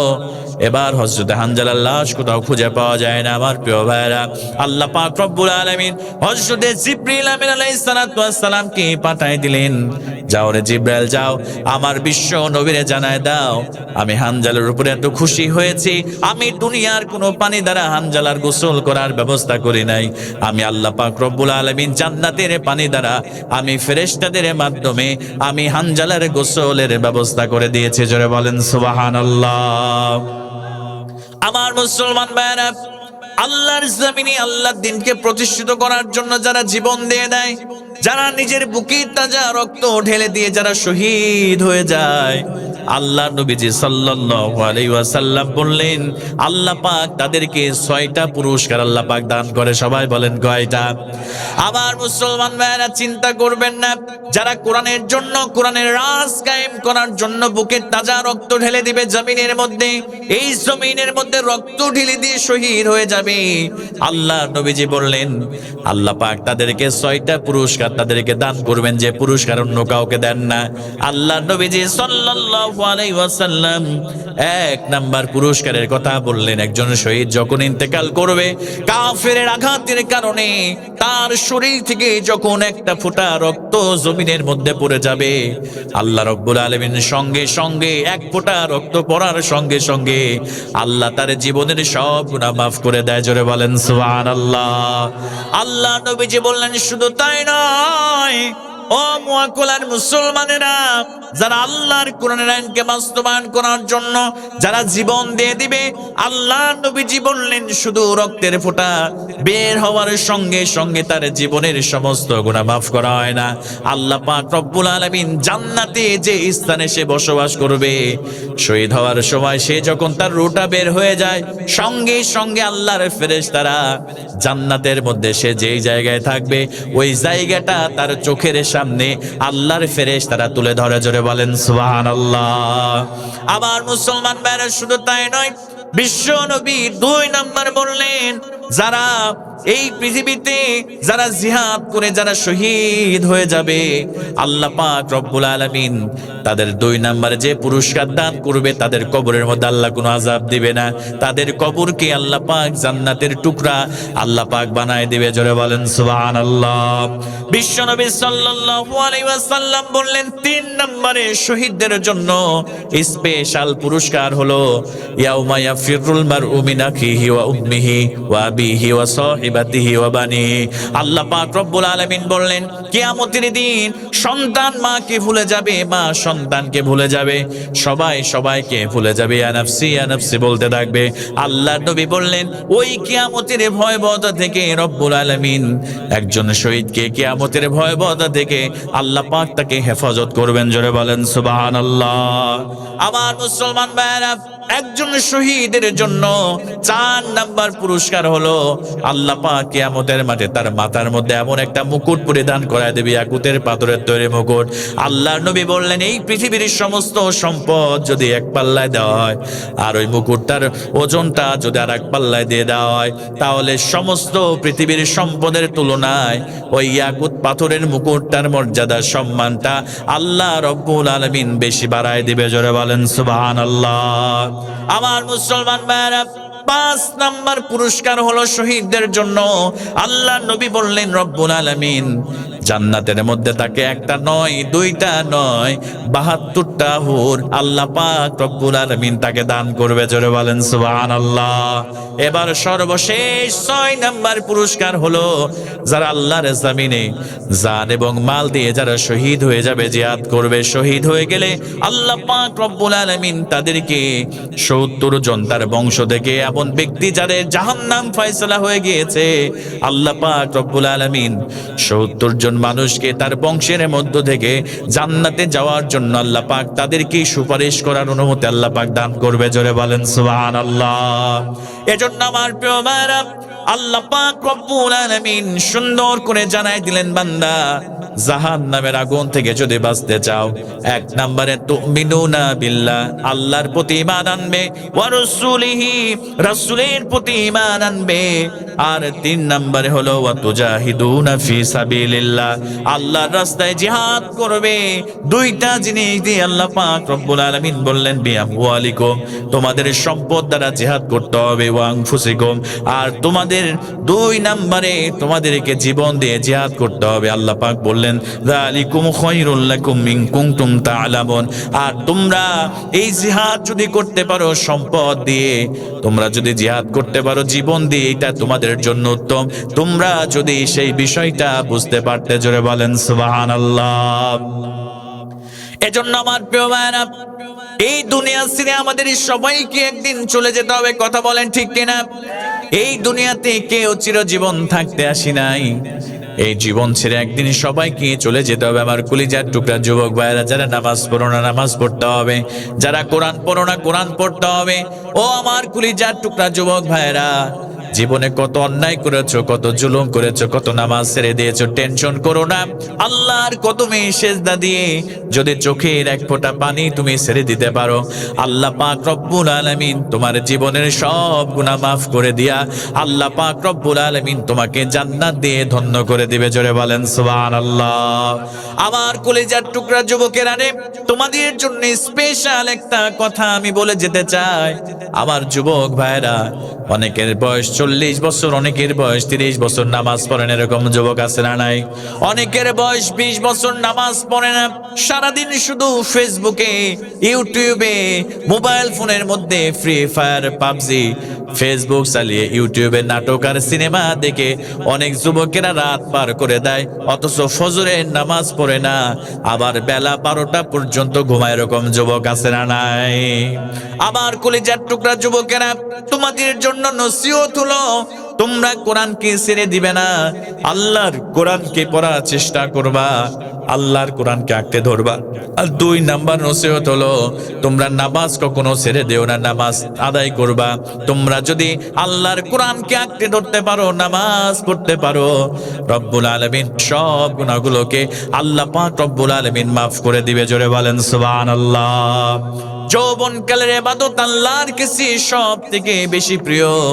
আমার যুবক ভাইয়েরা, বিশ্ব নবীর কাছে একদিন জিবরাইল আমিন আলাইহিস সালাম এসে বললেন, ইয়া রাসূলুল্লাহি, ইয়া হাবিবাল্লাহ, এই পৃথিবীতে কত ফোঁটা বৃষ্টির পানি এই জাবিনের মধ্যে পড়ে, ইয়া রাসূলুল্লাহ, আমি সব গুনে দিতে পারি, কিন্তু একজন যুবক তার যৌবনকালে সে যতটুকু নামাজ পড়ে, সে যতটুকু ইবাদত বন্দেগী করে, আমি ওই ইবাদত করার কারণে তার আমলনামায় যে সওয়াব দেওয়া হয়, আমি জিবরাইল আমিন আলাইহিস সালাম ওই সওয়াবের পরিমাণ আমি গুনে দিতে পারি না। জোরে বলেন সুবহানাল্লাহ।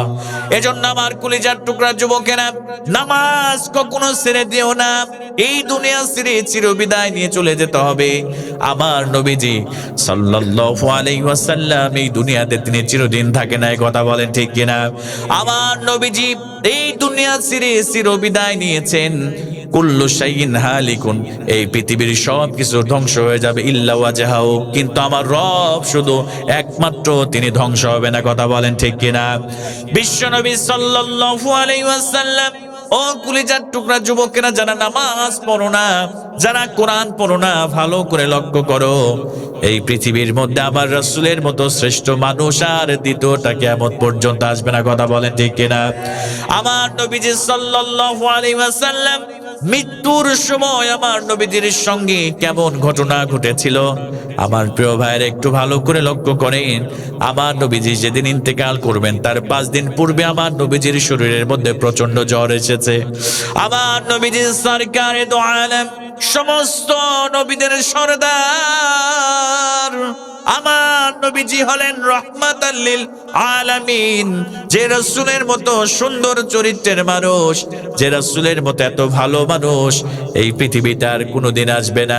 ও আমার প্রিয় ভাইরা, মৃত্যুর কথা একটাবার স্মরণ করেন। এই দুনিয়া থেকে একদিন চিরবিদায় নিয়ে চলে যেতে হবে।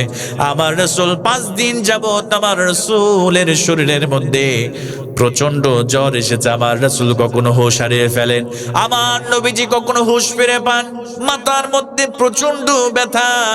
আমার রাসূলকে দেখে সমস্ত সাহাবায়ে কেরাম রাদিয়াল্লাহু তাআলা আনহুরা তারা কান্না শুরু করে দিয়েছে। আমার নবীজি বুঝি এই দুনিয়াতে আর চিরদিন বাঁচবে না, আমার নবীজি কখন জানি এই দুনিয়া ছেড়ে বিদায় নিয়ে চলে যাবে।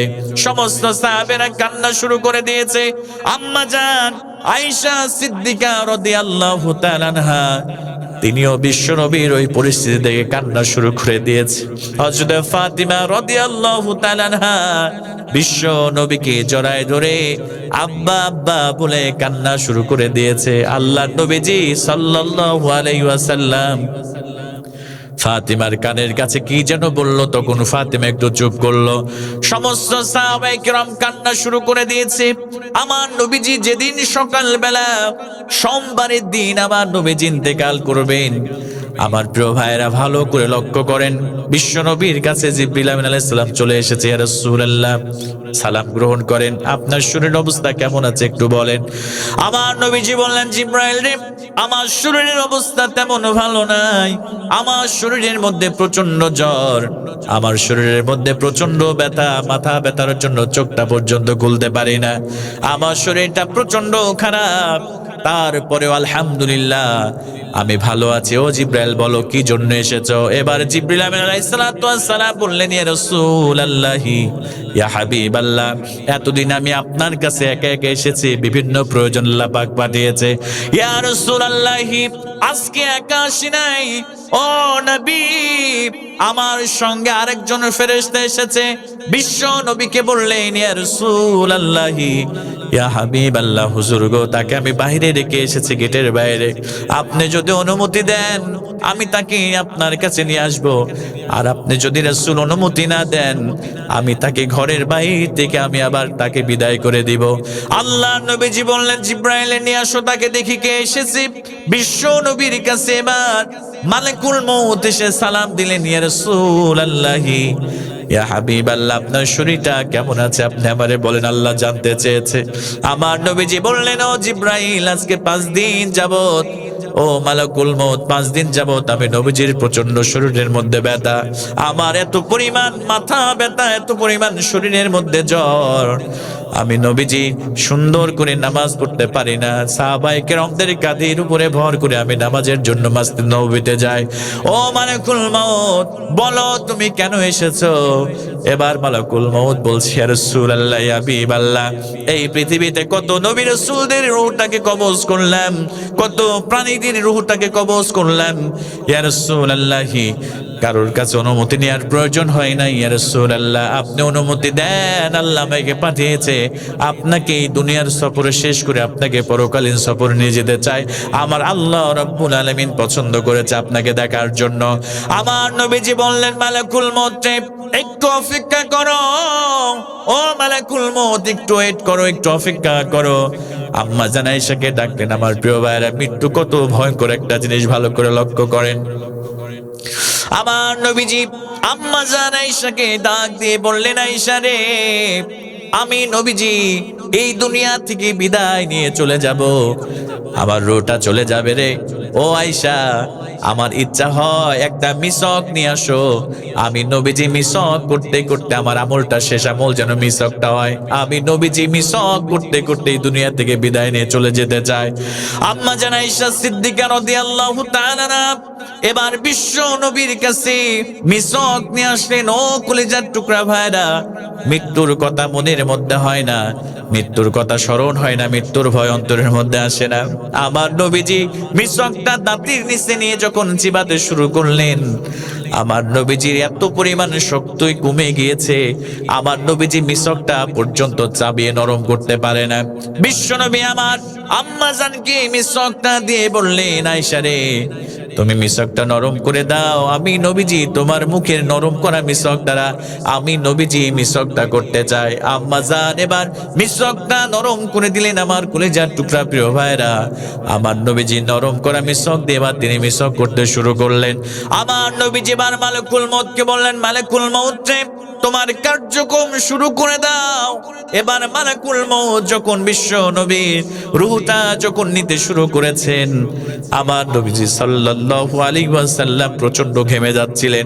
পাশে সামনে একটা পাত্র রাখা ছিল, মাটির পাত্রের মধ্যে ঠান্ডা পানি ছিল। আমার নবীজি বারবার ওই পানিগুলো মুখের মধ্যে ছিটা নিচ্ছিল আর বলতেছিল, নিশ্চয় মৃত্যুর মধ্যে যন্ত্রণা আছে। মালাকুল মউত রে, তুমি যখন আমার রূহটা কবজ করার জন্য আমার দেহের উপরে তোমার হাতটা রেখেছো, মালাকুল মউত, আমার মনে হচ্ছিল যেন তুমি উহুদ পাহাড়টা আমি নবীর বুকের উপরে চাপাই দিয়েছো। জোরে বলেন নাউজুবিল্লাহ। আমার মুসলমান ভাইরা, এজন্য নামাজ ছেড়ে দিয়েন না। আল্লাহর কোরআনকে ছেড়ে দেন না।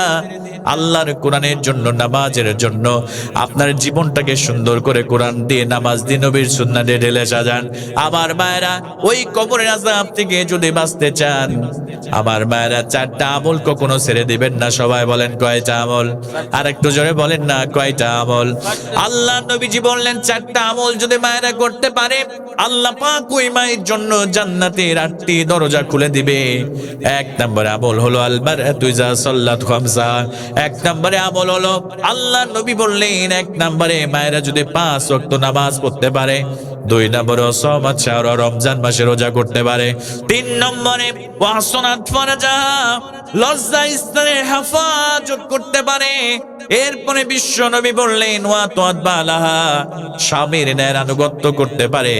এই 4টা আমল যদি মায়েরা করতে পারে, আল্লাহ পাক রব্বুল আলামিন তাদেরকে, আল্লাহ পাক কিয়ামতের দিন জান্নাতের 8টি দরজা ওই মা বোনের জন্য আল্লাহ পাক খুলে দিবে। জোরে বলেন সুবহানাল্লাহ। আর ওই মা বোন যে কোনো একটি দরজা দিয়া আল্লাহর জান্নাতের মধ্যে প্রবেশ করবে। জোরে বলেন সুবহানাল্লাহ। তাহলে মায়েদের জান্নাতে যাওয়ার জন্য কয়টা আমল? সবাই বলেন না আমার প্রিয় ভাইরা, কয়টা আমল? 4টা আমল করবেন আর 6টা আমল ছেড়ে দিবেন। সবাই বলেন কয়টা আমল ছেড়ে দিতে হবে? 4টা আমল করবেন, নামাজ, রোজা, পর্দা, স্বামীর ন্যায় আনুগত্য। আর 6টা আমল আপনাকে ছেড়ে দিতে হবে মা। আল্লাহ নবী বললেন যে নারীর মধ্যে এই 6টা খারাপ গুণ থাকবে, ওই নারী হলো জাহান্নামী নারী। আল্লাহ পাক তাদেরকে বিনা হিসেবে ওই নারীদেরকে জাহান্নামের মধ্যে আল্লাহ নিক্ষেপ করবে। জোরে বলেন নাউজুবিল্লাহ। ভালো করে আমার ভাইরা আপনারা মনোযোগ দিয়ে শ্রবণ করেন। আমার মায়েরা আপনারাও ভালো করে শ্রবণ করেন। 4টা আমলে জান্নাত, নামাজ, রোজা, পর্দা, স্বামীর ন্যায় আনুগত্য, আর 6টা আমলে জাহান্নাম।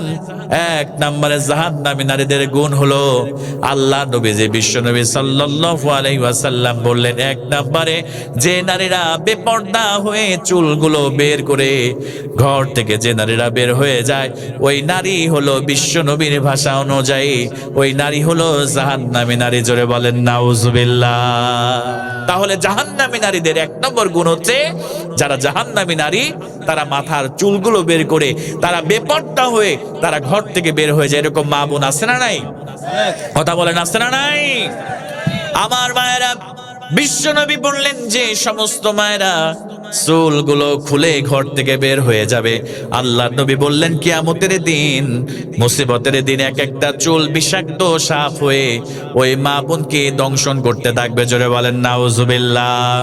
এজন্য আমার মায়েরা, জাহান্নামী নারীদের 1 নম্বর গুণ হলো তারা ঘর থেকে সাজুগুজু করে বেপর্দা চুলগুলো বের করে ঘর থেকে বের হয়ে যায়।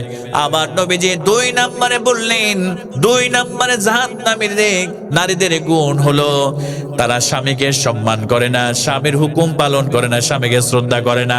এরকম নারী আমাদের সমাজের মধ্যে আছে না নাই? স্বামী যেটা পছন্দ করে হুকুম করে, স্বামীকে সম্মান করতে জানে না, স্বামীর পছন্দের গুরুত্ব দেয় না, স্বামীর হুকুম অমান্য করে। আল্লাহ নবী বললেন ওই সমস্ত নারীরা হলো জাহান্নামী নারী। জোরে বলেন নাউজুবিল্লাহ। আমার প্রিয় ভাইরা, 3 নম্বরে জাহান্নামী নারীদের গুণ হলো তারা নিজের ঘরে স্বামীকে রেখে স্বামীর সাথে সুন্দর করে কথা বলে না। তারা পাশের বাড়ির রহিমউদ্দিন সলিমউদ্দিনের সাথে হাসি মুখে সুন্দর ভাষায় মিষ্টি মিষ্টি করে গল্প করে। এরকম নারী আছে না নাই? দেখবেন স্বামীর সাথে যে একটু সুন্দর করে মিষ্টি ভাষায় কথা বলবে, এরকম করে না। যখন মোবাইলে যদি কোনো ফ্রেন্ড, কোনো ছেলে বন্ধু বা পাশের বাড়ির কোনো ভাই দেবর যদি ফোন দেয়, এমন করে হেলে দুলে সুন্দর করে দেখবেন কথা বলে মিষ্টি মিষ্টি করে। ও আমার মায়েরা, আল্লাহ রাসূল বললেন যদি তোমার ক্যারেক্টার এরকম হয়, তোমার স্বামীর সাথে তুমি মনটা বেজার করে পাশের মতো মুখ করে কথা বলো, আর তোমার দেবরের সাথে, তোমার ভাসুরের সাথে, প্রতিবেশীর সাথে, তোমার বন্ধুর সাথে তুমি যদি হাসি মুখে সুন্দর করে কথা বলো, তুমি জেনে রাখো তুমি হচ্ছে জাহান্নামী নারী। জোরে বলেন নাউযুবিল্লাহ। এরকম নারী আছে না নাই? আজকে পরকীয়া কেন বাড়ছে জানেন? আজকে পরকীয়ার পিছনে একটা মাত্র কারণ হচ্ছে, আজকে মায়েরা স্বামীদের সন্তুষ্ট করতে পারছে না, তারা স্বামীর সাথে ভালো আচরণ করে না, ভালো ব্যবহার করেন। এজন্য এই পুরুষেরা তারা পরকীয়ার মধ্যে আসক্ত হয়ে যায়। কথা বলে ঠিক কিনা? শুধু আপনাদেরকে আল্লাহর ওলি নিজেদেরকে মনে করেন না, আপনাদের মধ্যে অনেক খারাপ গুণ আছে, আছে না নাই? শুধু মায়েদের উদ্দেশ্যে বলছেন, আপনাদেরকেও ভালো হতে হবে। অনেক পুরুষ আছে বউয়ের সাথে ভালো করে কথা বলতে চায় না, আছে না নাই? চাকরি করে, সেখানে কলিগের সঙ্গে মেয়ে কলিগের সাথে সুন্দর করে কথা বলে, ব্যবসা করে মেয়েদের সাথে সুন্দর করে কথা বলে, পাশের বাড়ির ভাবির সাথে মিষ্টি মুখে এত সুন্দর করে কথা বলে যে মনে হচ্ছে মুখ দিয়ে যেন মধু বের হচ্ছে, অথচ বউয়ের সাথে সুন্দর করে কথা বলতে চায় না, রাগান্বিত হয়ে কর্কশ ভাষায় কথা বলে। এরকম পুরুষ আছে না নাই? তাহলে মায়েদেরকেও সচেতন হতে হবে, আপনাদেরকেও সচেতন হতে হবে। তাহলে 1 নম্বর জাহান্নামীদের নারীদের গুণ হলো তারা বেপরদায় চুলগুলো ছেড়ে দিয়ে বের হয়। 2 নম্বরে স্বামীকে সম্মান করে না। 3 নম্বরে আল্লাহর নবী বললেন স্বামীকে রেখে অন্য পুরুষের সঙ্গে হাসি মুখে কথা বলে। আল্লাহর নবী 4 নম্বরে বললেন অপবিত্রতা থেকে পবিত্র হতে দেরি করে। 5 নম্বরে আমার প্রিয় ভাইয়েরা ভালো করে লক্ষ্য করেন, মেয়েদের মধ্যে এই গুণটা সব থেকে বেশি পাওয়া যায়। 5 নম্বরে জাহান্নামী নারীদের গুণ হলো তারা জাহান্নামী নারী তো তারাই যারা কথায় কথায় মিথ্যা কসম করে, মিথ্যা কথা বলে। এরকম মা বোন আমাদের সমাজের মধ্যে আছে না নাই? কথা বলেন না কেন, আছে না নাই? দেখবেন মায়েদের অভ্যাস বেশি মিথ্যা বলে, মানুষের নামে গীবত করে, বেশি কথা বলেন, ঠিক কিনা? মিথ্যা বলে তিলকে তাল বানিয়ে সমাজের মধ্যে প্রচার করে। ও মা, এরকম জঘন্যতম পাপের মধ্যে আপনি লিপ্ত হবেন না, মিথ্যা গীবত কারোর নামে করবেন না। আল্লাহর নবী 6 নম্বরে জাহান্নামী নারীদের ব্যাপারে আল্লাহর নবীজি বললেন, 6 নম্বরে জাহান্নামী নারী তো তারাই যারা অন্যের সুখ দেখে তারা হিংসা করে। জোরে বলেন নাউজুবিল্লাহ। মায়েদের মধ্যে এই গুণ আছে না নাই? যদি অন্য পাশের বাড়ির প্রতিবেশীর কোনো সুখে, যে সুখে আছে, শান্তিতে আছে, অন্যের সুখ তাদের সহ্য হয় না, তারা দেখবেন বিভিন্ন সময় বিভিন্ন কথা বলে তাদের সুখকে নষ্ট করতে চায়। এরকম মা বোন আছে না নাই? একটা ছোট্ট ঘটনা বলে ভালো করে শুনতে, হিংসা করলে কেমন করে আপনি নিজের হতে হবে। হযরতে খিজির আলাইহিস সালাম, নাম বলেন তো, হযরতে খিজির আলাইহিস সালাম নাম শুনেছেন আপনারা? তো সেই জামানার একজন প্রতিবেশী ছিলেন, যে প্রতিবেশীর সুখে সে হিংসা করত। প্রতিবেশীর সুখে কি করত? হিংসা করত। প্রতিবেশীর অনেক টাকা আল্লাহ পাক দিয়েছে, ওনার সহ্য হতো না, হিংসায় জ্বলে পুড়ে ছারখার হয়ে যেত। আল্লাহর পয়গম্বরের কাছে গিয়ে বলছে, আল্লাহর পয়গম্বর, আমার জন্য একটু আল্লাহর কাছে আপনি দোয়া করেন। আমার প্রতিবেশীকে আল্লাহ এত কিছু দিয়েছে, আমার তো কিছুই দেয় নাই, আপনি একটু আমার জন্য দোয়া করেন, আমার প্রতিবেশীর যা হয় আমার জন্য তার ডাবল হয়। প্রতিবেশীর যা হবে আমার জন্য তার কি হয়? তার ডাবল হয়। আল্লাহ রাসূল, আল্লাহর হাবিব, আল্লাহর পয়গম্বর তিনি দোয়া করলেন আল্লাহর কাছে, আল্লাহ তুমি তার মনের আশাকে পূরণ করো। আল্লাহ পাক কবুল করলেন। ওই প্রতিবেশী যখন একটা বাড়ি করে তার 2টা বাড়ি হয়, একটা গাড়ি করলে তার 2টা গাড়ি হয়, তার একটা গরু হলে তার কয়টা হয়? 2টা হয়। কিছুদিন পরে হঠাৎ করে প্রতিবেশী রাস্তায় যাওয়ার সময়, পথ অতিক্রম করার সময় গাড়ি থেকে পড়ে গিয়ে তার একটা পা ভেঙে যায় এবং কিছুদিন পর ওই পাটা লোলা হয়ে যায়, তার পায়ে কোনো শক্তি থাকে না। এখন প্রিয় ভাইরা বলেন তো দেখি, ওর যদি একটা হয় এর হবে কয়টা? বলেন না, কয়টা? তাহলে ওর একটা পা লোলা, এর কয়টা পা লোলা? 2টা পা লোলা। সঙ্গে সঙ্গে আল্লাহ পাকের পক্ষ থেকে আযাব এসে 2টা পা তার অকেজো হয়ে গিয়েছে। কিছুদিন পর হঠাৎ করে আল্লাহ পাকের পরীক্ষা, ওই ব্যক্তির একটা হাত নষ্ট হয়ে গিয়েছে, লোলা হয়ে গিয়েছে। তাহলে এর কয়টা হাত হবে? 2টা। তার একটা চোখ নষ্ট হয়ে গিয়েছে, তাহলে এর চোখ নষ্ট হবে কয়টা? 2টা। এবার আল্লাহর পয়গম্বরকে কাছে গিয়ে বলছে, আল্লাহর পয়গম্বর, আমি আর চাই না, আমি আর পারছি না, আল্লাহর আযাব আমাকে গ্রেফতার করে ফেলেছে, আমি অন্যের সুখ দেখে হিংসা করব না, আপনি একটু আল্লাহর কাছে দোয়া করেন, আমার এই করুণ পরিণত হয়েছে। আল্লাহর পয়গম্বর একটু দোয়া করেন।